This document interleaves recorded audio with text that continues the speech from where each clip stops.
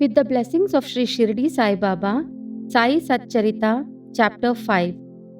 Baba's return with Chand Patil's marriage party, welcomed and addressed as Sai, contact with other saints, his attire and daily routine, the story of the Padukas, wrestling bout with Mohdin and change in life, turning water into oil, the Pseudo Guru Javhar Alli.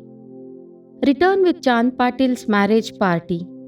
As hinted in the last chapter, I shall now describe first how Sai Baba returned to Shirdi after his disappearance. There lived in the Aurangabad district, Nizam state, in a village called Dhoop, a well-to-do Mohammedan gentleman by name Chand Patil. While he was making a trip to Aurangabad, he lost his mare. For 2 long months, he made a diligent search but could get no trace of the lost mare. After being disappointed, he returned from Aurangabad with the saddle on his back. After travelling 4 kos and a half, he came on the way to a mango tree at the foot of which sat a fakir, a queer fellow. He had a cap on his head, wore kafni, a long robe, and had a satka, short stick under his arm, and he was preparing to smoke a chillam. On seeing Chand Patil pass by, he called out to him and asked him to have a smoke and to rest a little. The queer fellow or fakir asked him about the saddle. Chand Patil replied that it was of his mare, which was lost some time back. The fakir asked him to make a search in the nala close by. He went, and the wonder of wonders, he found the mare there. He thought that this fakir was not an ordinary man, but an Avilya, a great saint. He returned to the fakir with the mare. The chillam was ready for being smoked, but 2 things were wanting: fire to light the pipe and water to wet the chapi, piece of cloth, through which smoke is drawn up. The fakir took his prong and thrust it forcibly into the ground, and out came a live ember which he put on the pipe. Then he dashed the satka on the ground from where water began to ooze. The chapi was wetted with that water, then wrung out and wrapped round the pipe.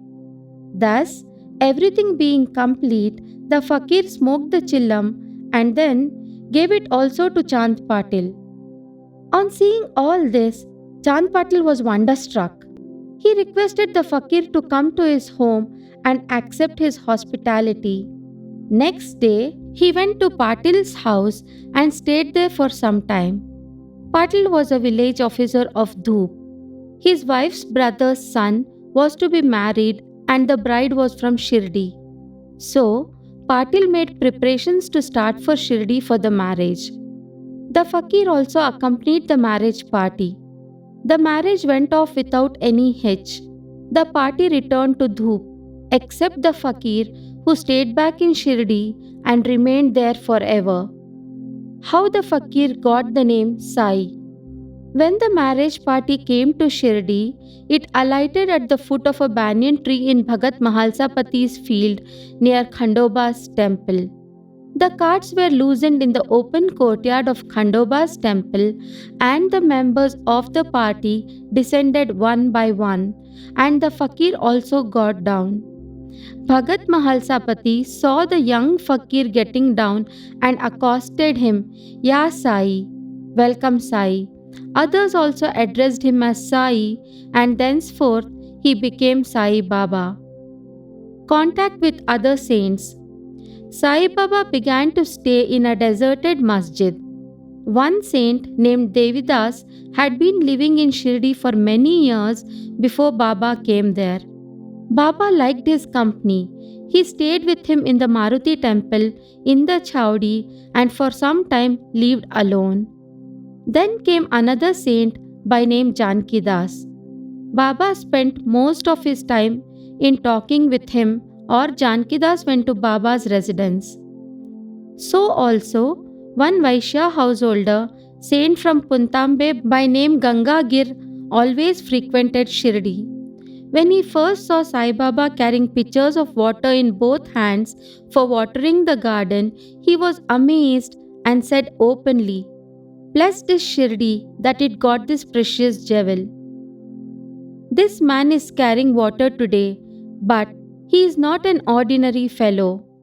As this land, Shirdi, was fortunate and meritorious, it secured this jewel. So also, one famous saint by name Anandnath of Evala Mutt, a disciple of Akalkot Maharaj, came to Shirdi with some people. When he saw Sai Baba, he said openly, 'This is a precious diamond in reality.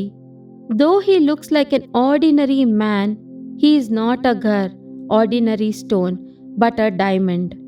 You will realize this in the near future.' Saying this, he returned to Yevala. This was said while Sai Baba was a youngster. Baba's dress and daily routine. In his young days, Sai Baba grew the hair on his head, never had his head shaved. He dressed like an athlete. When he went to Rahata, 3 miles from Shirdi, he brought with him small plants of marigold, jai, and jui, and after cleaning them, he planted and watered them. A devotee by name Vaman Tatya supplied him daily with 2 unbaked earthen pitchers. With these, Baba himself used to water the plants.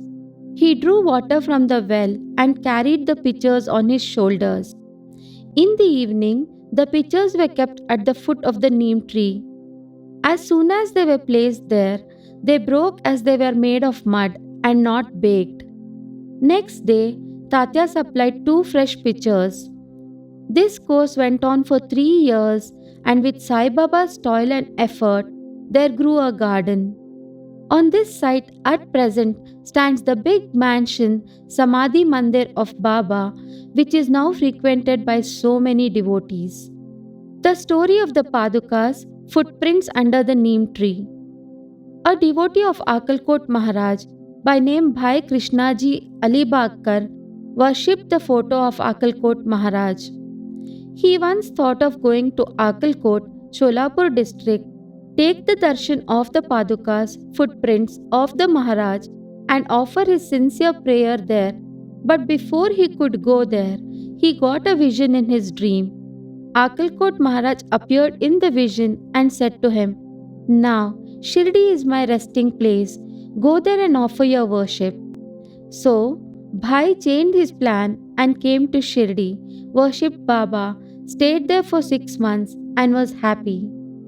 As a reminiscence of this vision, etc., he prepared the Padukas and installed them on an auspicious day of Shravan, Shaka 1834, 1912 AD, under the neem tree with due ceremonies and formalities conducted by Dada Kelkar and Upasani.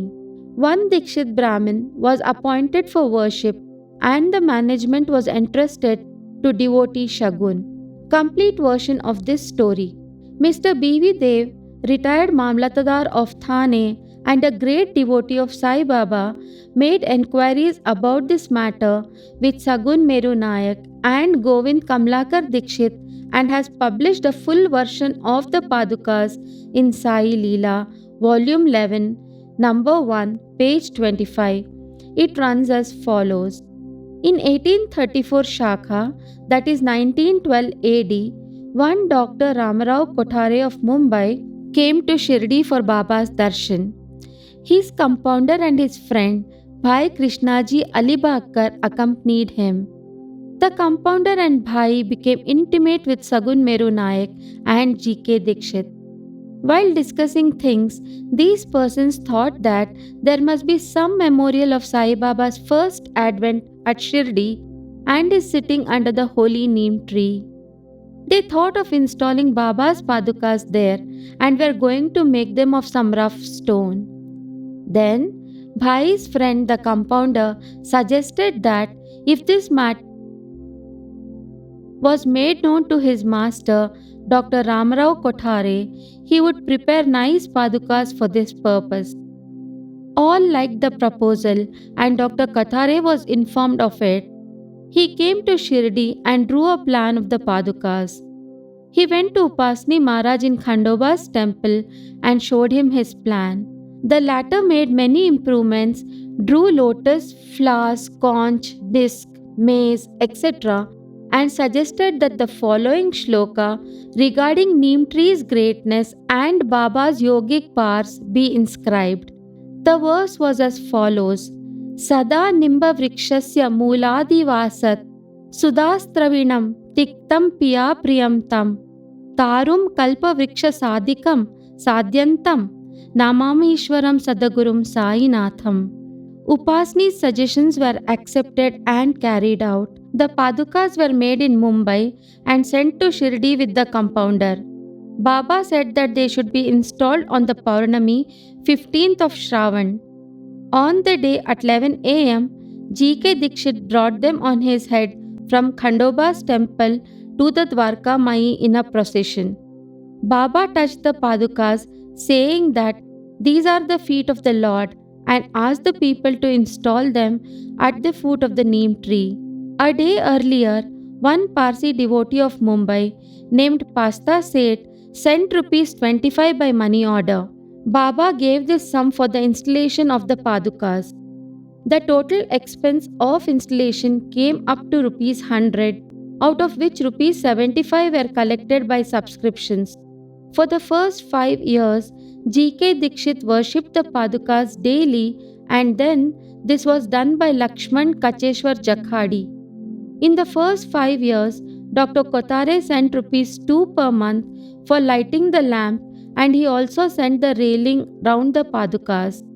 The expense of bringing the railing from the station to Shirdi, rupees 780, presently rupees 750 paisa, and roofing was paid by Sagun Meru Nayak. Now Jakhadi, Nana Pujari, does the worship, and Sagun Meru Nayak offers the Naivedya and lights the evening lamps. Pai Krishnaji was originally a devotee of Akalkot Maharaj. He had come to Shirdi at the installation of the Padukas. In Shaka 1834, on his way to Akalkot, he wanted to go to Akalkot after taking the darshan of Baba. He asked Baba's permission for this. Baba said, "Oh, what is there in Akalkot? Why do you go there? The Maharaj of that place is here, myself." Hearing this, Bhai did not go to Akalkot. He came to Shirdi off and on after the installation of the Padukas. Mr. B.V. Dev concluded that Hemant Pant did not know these details. Had he known them, he would not have failed to depict them in his Satcharita. Wrestling Bout with Mohdin Tamboli and change in his lifestyle. To return to other stories of Baba, there was a wrestler in Shirdi by name Mohdin Tamboli. Baba and he did not agree on some points and both had a fight. In this, Baba was defeated. Thenceforth, Baba changed his dress and mode of living. He donned kafni, wore a langot waistband, and covered his head with a piece of cloth. He took a piece of sackcloth for his bed and was content with wearing torn and worn out rags. He always said that poverty is better than kingship, far better than lordship. The Lord is always brother, befriender of the poor. Gangagir was also very fond of wrestling. Once, while he was wrestling, a similar feeling of dispassion descended over him, and at the proper time he heard the voice of an adept saying that he should wear out his body playing with God. So, he too gave up sansara and turned towards God realization. He established a mutt on the banks of the river near Puntambe and lived there with his disciples. Sai Baba did not mix and speak with the people. He only gave answers when he was questioned. By day, he always sat under the neem tree, sometimes in the shade of a babul tree near the stream on the outskirts of the village. In the afternoon, he used to walk at random and go at times to Nimgaon. There, he frequented the house of Balasaheb Dengle. Baba loved Mr. Balasaheb. His younger brother named Nana Saheb had no son, though he married a second wife. Balasaheb sent Nana Saheb for taking darshan of Sai Baba, and after some time with his grace, Nana Saheb got a son. From that time onwards, People began to come in large numbers to see Sai Baba, and his fame began to spread and reached Ahmednagar. From thence, Nana Sahib Chandorkar and Keshav Chidambar and many others began to come to Shirdi. Baba was surrounded by his devotees during day and slept at night in an old and dilapidated masjid. Baba's paraphernalia at this time consisted of a chillam, tobacco, a tumbrel, tin pot, long kafni, a piece of cloth round his head, and a satka, short stick, which he always kept with him. The piece of white cloth on the head was twisted like matted hair and flowed down from the left ear on the back. This was not washed for weeks. He wore no shoes, no sandals. A piece of sackcloth was his seat for most of the day. He wore a cowpin, waistcloth band, and for warding off cold, he always sat in front of a duni, sacred fire facing south, with his left hand resting on the wooden railing. In that dhuni, he offered an oblation of egoism, desires, and always uttered, Allah Malik, God is the sole owner. The masjid in which he sat was only of 2-room dimensions, where all devotees came and saw him. After 1912, there was a change. The old masjid was repaired and a pavement was constructed. Before Baba came to live in this masjid, he lived for a long time in a place, Takya, where with gungru, small bells tied on his ankles, Baba danced beautifully and sang with tender love. Turning water into oil. Sai Baba was very fond of lights. He used to borrow oil from shopkeepers and keep lamps burning the whole night in the masjid and temple. This went on for some time.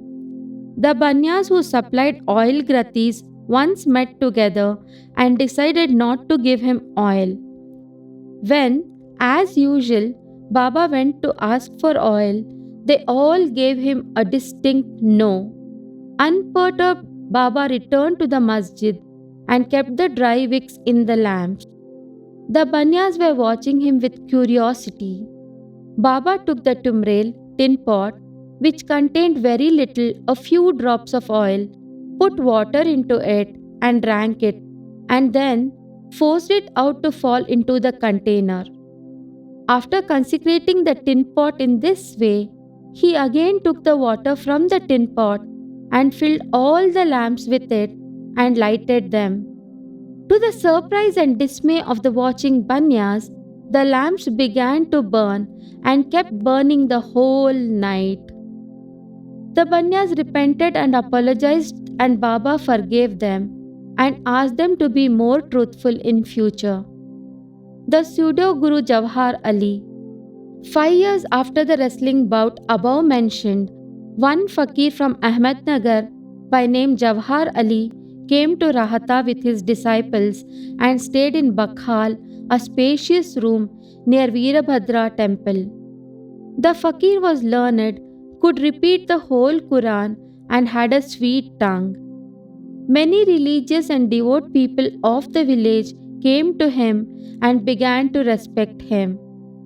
With the help of the people, he started to build an Eidgah, a walled enclosure in which Mohammedans pray on Eid day near the Veerabhadra temple. There was some quarrel about this affair, on account of which Javahar Ali had to leave Rahata. Then he came to Shirdi and lived in the masjid with Baba. People were captured by his sweet talk and he began to call Baba his disciple. Baba did not object and consented to be his chela, that is disciple. Then both Guru and chela decided to return to Rahata and live there. The Guru, teacher, never knew his disciple's worth, but the disciple knew the shortcomings of the Guru. Still, he never disrespected him, observing carefully his duties. He even served the master in various ways. They used to come to Shirdi off and on, but their main stay was in Rahata. The loving devotees of Baba in Shirdi did not like that Baba should stay away from them in Rahata. So they went in deputation to bring Baba back to Shirdi. When they met Baba near the Eidgah and told the purpose for which they had come, Baba said to them that the fakir was an angry, ill-tempered fellow. He would not leave him and that they should better go back to Shirdi without him before the fakir returned. While they were thus talking, the fakir turned up and was very angry with them for trying to take away his disciple. There was some hot discussion and altercation, and it was finally decided that both the Guru and the Chela should return to Shirdi. And so they returned and lived in Shirdi. But after a few days, the Guru was tested by Devidas and he was found wanting. 12 years before Baba arrived in Shirdi with the marriage party, this Devidas, aged about 10 or 11 years, came to Shirdi and lived in the Maruti temple. Devidas had fine features and brilliant eyes, and he was dispassion incarnate and a dhyani. Many people, namely Tatya Kote, Kashinath, and others, regarded him as their guru. They brought Javhar Alli in his presence, and in the discussion that followed, Javhar was worsted and fled from Shirdi. He went and stayed in Bijapur and returned after many years to Shirdi and prostrated himself before Sai Baba. The delusion that he was the Guru and Sai Baba his Chela was cleared away, and as he repented, Sai Baba treated him with respect. In this case, Sai Baba showed by his conduct how one should get rid of egoism and do the duties of a disciple to attain the highest end, namely self-realization. This story is told here according to the version given by Mahalsapati, a great devotee of Baba. In the next chapter, Ramnavami festival, the masjid, its former condition and later improvement in it, etc. will be described. Bow to Shri Sai, peace be to all.